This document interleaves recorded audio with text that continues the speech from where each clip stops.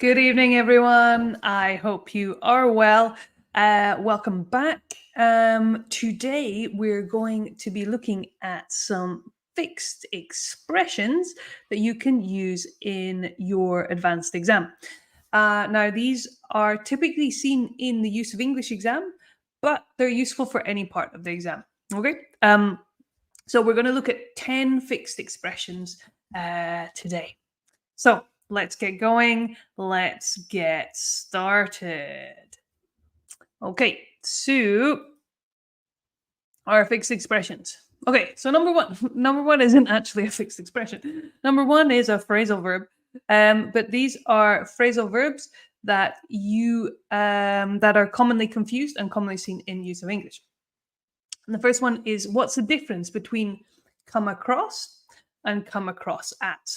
Okay.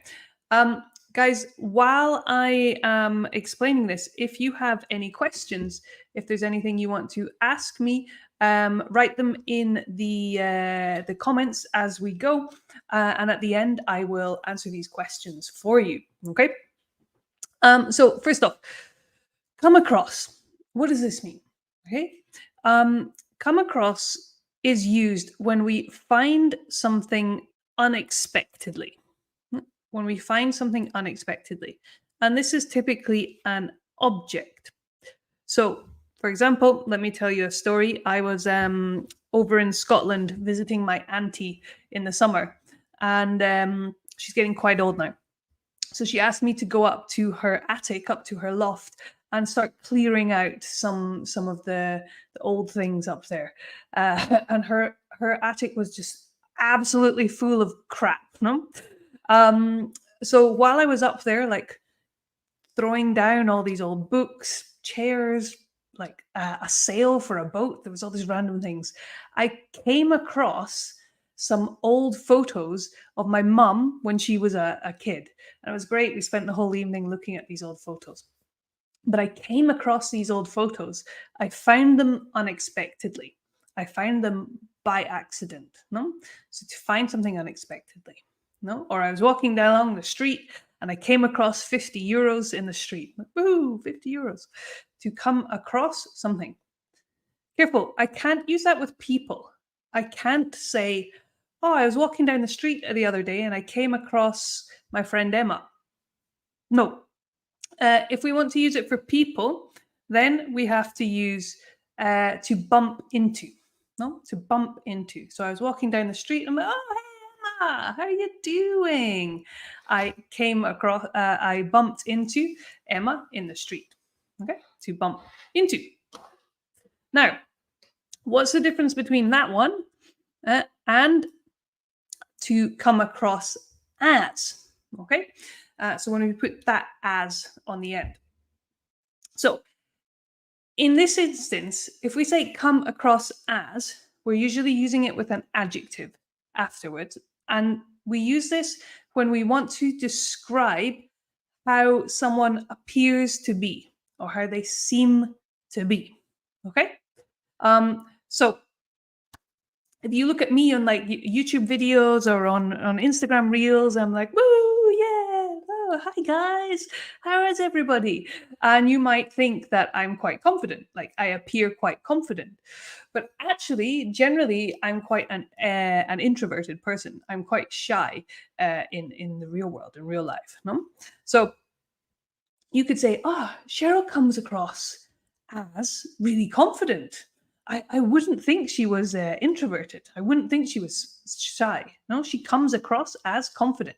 She appears to be quite confident. Yeah. So this is the difference between the two. Alida, I'm sorry if I'm mispronouncing your name. You have a really good question. Is come across as the same as to strike me as? Yes, it's very, very similar. No, so you could say Cheryl comes across as quite confident, or you could say Cheryl strikes me as quite confident. Cheryl appears to be quite confident. Okay, she doesn't look like she's an introvert. So they would all be synonyms. You could use them interchangeably. Really good question there. Okay, so come across as, bump into for people. Let's look at our next one. Okay, so this is a fixed expression. It's only a matter of time. There's a preposition that goes after this. Well, there's two prepositions you could use. If you want to have a guess, put it in the chat box, put it in the comments.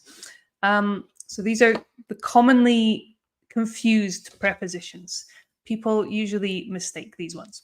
Okay, so it's only a matter of time before something happens, or it's only a matter of time, excuse me, until something happens.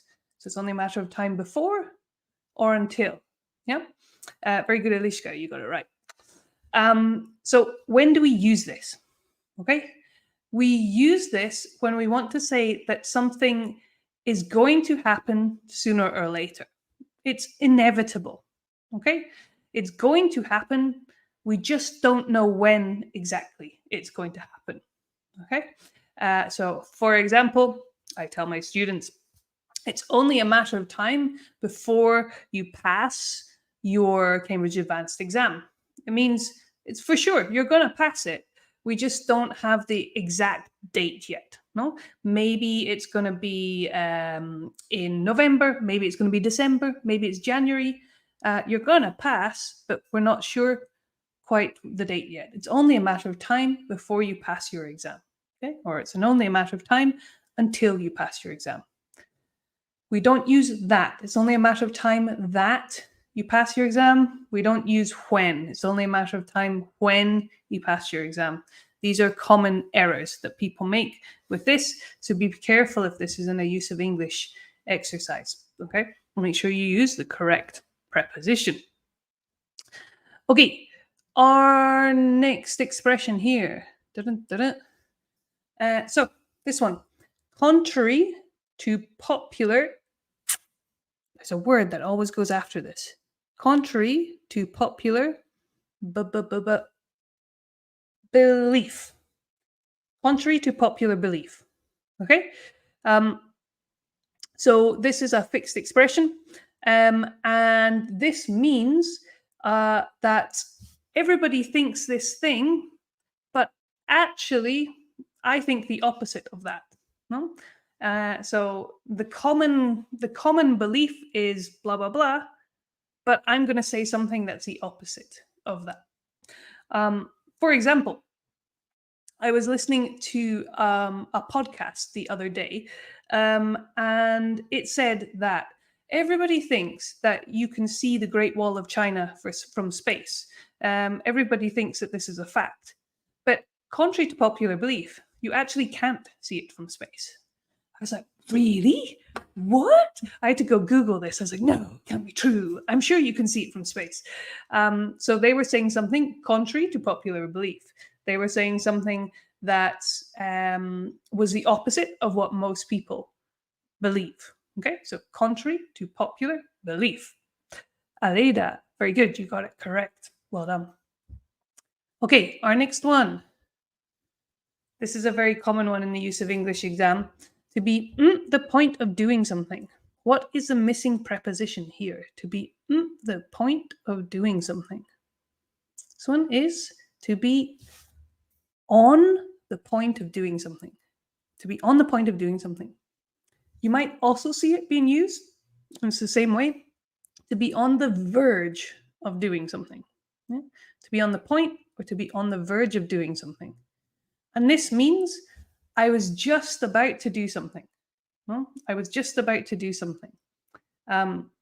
For example, I was going outside to walk the dog.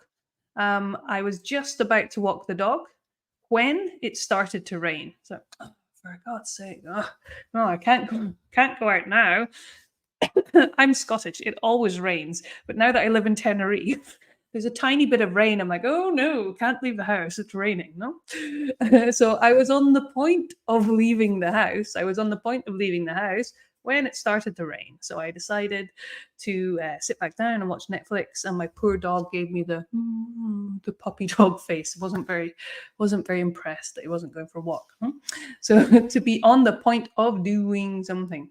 Remember, if you're using a verb after preposition, it's going to be in the ing form. So to be on the point of doing something. Okay. Next one, number 5. So this is a strong collocation. Okay. There's a adverb that collocates very strongly with the word regarded. So to collocate is just words that commonly go together. No? And this one, very, very strong. To be highly regarded. To be highly regarded. To be well respected. So maybe a teacher, a professor, someone who's written a book, someone that you hold in high regard. Someone you hold in high regard is another way to say to be highly regarded. Okay, and this is a fixed expression, to be held in high regard. So we're going to use this to say that you respect the person, no? Or you respect something that they've created. No? The course was highly regarded by the students. No? The teacher was highly regarded by the students. Okie dokie. Very good, guys. You guys are getting them all correct. I see you writing the answers in here. Very good. See if you know this one. Number 6. To come as no... what's a common word that goes in to this expression? To come as no... This one. To come as... Very good, Tiomzi. To come as no surprise. No? To come as no surprise. So I was not surprised. No? So, for example, Tiomzi studied very hard for her exam, and she was studying every day, and she was consistently getting good marks in her practice test. So it came as no surprise when she passed her exam. It came as no surprise when she passed her exam. We can use this in the opposite way as well. It came as a surprise. So if I was surprised, it came as a surprise.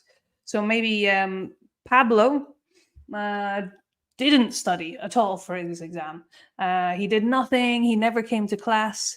And then he passed. I'd be like, oh, it came as a surprise that Pablo passed his exam because he didn't study. I wasn't expecting it.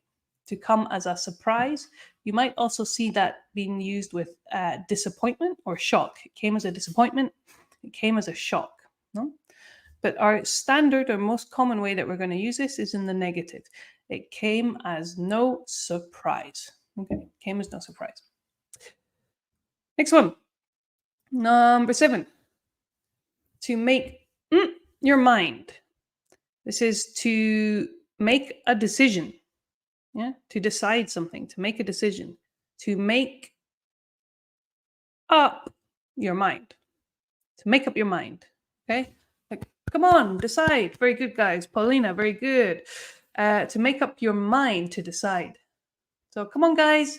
You need to decide. What do you want for dinner? Do you want pizza and pasta? I don't know why I'm always having pizza and pasta for dinner. Like every example, I'm like, pizza or pasta?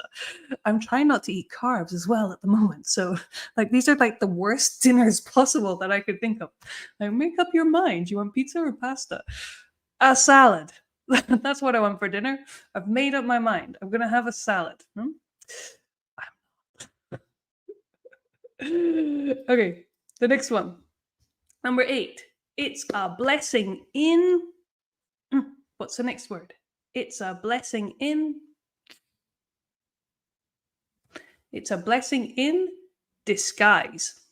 Okay? It's a blessing in disguise. So let me give you an example with this.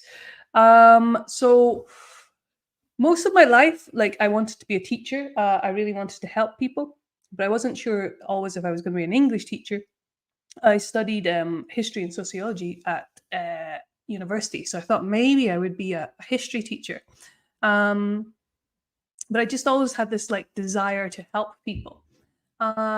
So after I finished my degree, I actually applied to do a teacher training course to be a high school teacher in Scotland to teach history.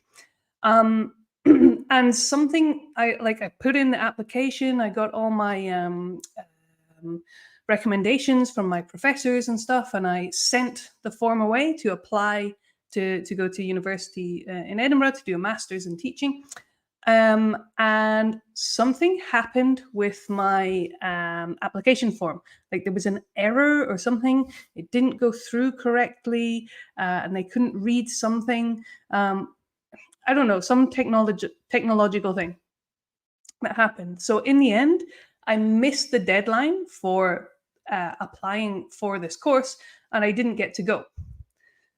However, this was a blessing in disguise, because if that hadn't have happened, then I wouldn't have gone traveling. I wouldn't have gone to Mexico and kind of stayed with a host family learning Spanish and decided that I really love languages and I want to be a teacher of languages. That would have never happened if I had got the place in university.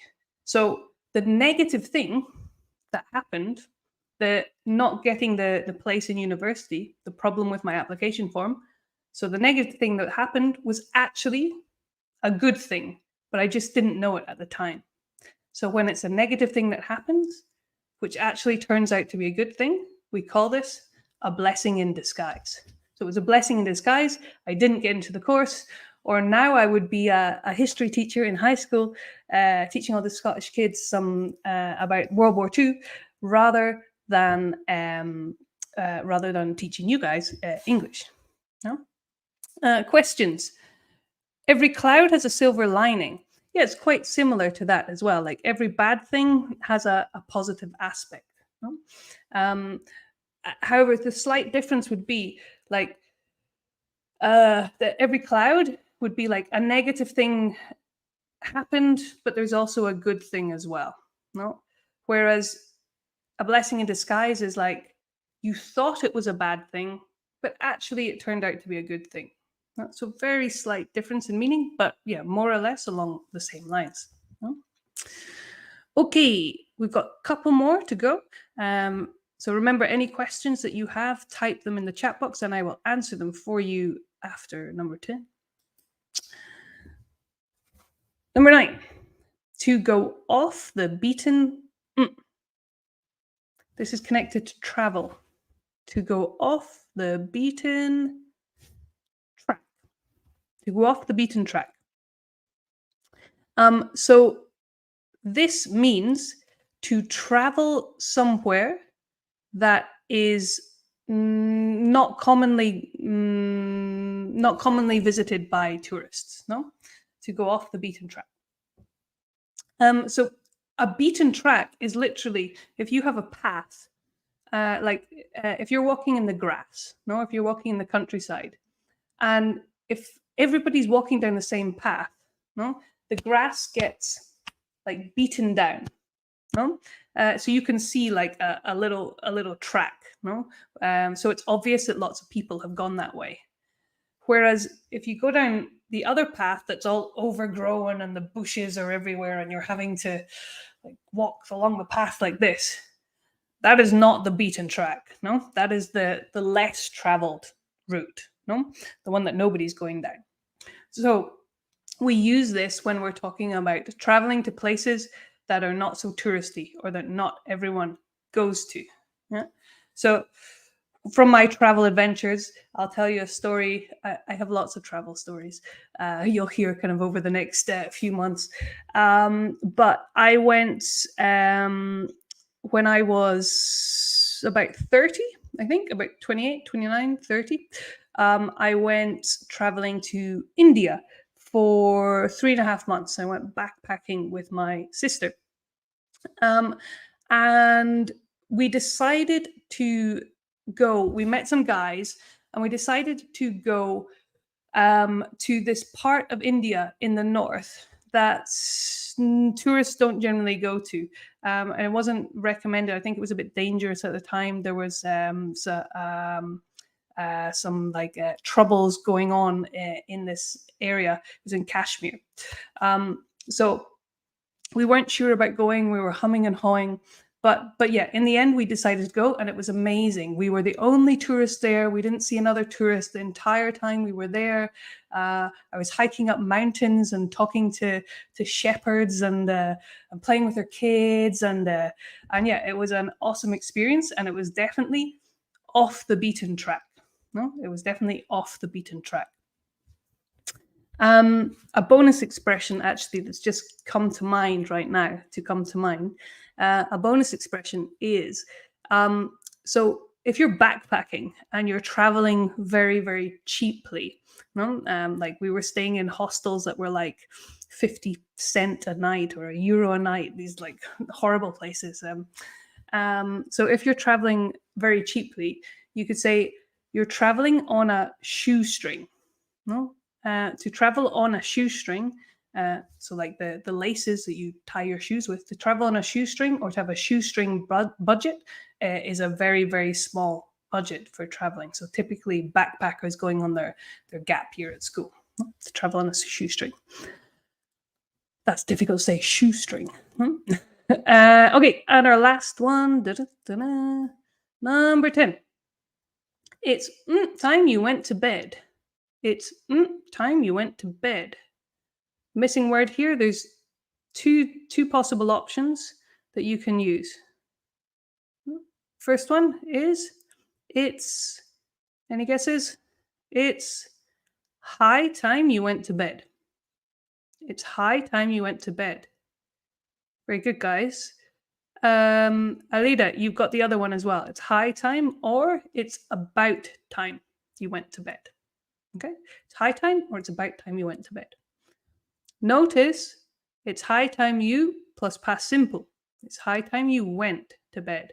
It's high time you did your homework. This has the meaning of this thing, the going to bed or the doing your homework, should have already happened. It should have already happened. So, for example, okay, I was babysitting for my my cousin. So I was babysitting. I don't know what you call the children of my cousin. My cousins also? My second cousins? I'm not sure. So my cousin's kids, I was babysitting them. No? If anyone knows, if anyone go and Google, what should the children of your cousin called? Let me know. So I was babysitting their kids, okay? And they are 11 and 12 now, I think. So I was babysitting them, and they're very into Minecraft. I don't know if that's how you play Minecraft or like that. I don't know. They're very, very into Minecraft. And they were playing it all day for hours and hours and hours and hours. And their parents, who went out for the night, they were like, Cheryl, make sure they go to bed by 9:30 at the latest. I'm like, yeah, okay, bye-bye. Have a nice night. 10 o'clock came. 10:30 came. Minecraft, still playing. But I was trying to be, like the cool cousin, no? But then when it got to 11 o'clock, I was like, okay, guys, it's high time you went to bed. Come on. Like, you're taking advantage of me now, no? It's 2 hours past your bedtime. It's high time you went to bed. It should have already happened. It should have happened 2 hours ago, okay? So it's high time you went to bed, or it's about time you went to bed. Same thing, okay? So something that was supposed to happen earlier, but it hasn't happened yet. And we're generally doing this, like, it should have already happened. Yeah? Cool. Okay, so guys, those are our expressions for this week. If you have any questions, make sure you put them in the chat box now, or forever hold your peace. And I will see you guys next Wednesday, same time, 8 o'clock in the UK time zone, where we will be covering another topic for the C1 advanced exams. Okay, take care, guys. Have a good evening, and I'll see you next week.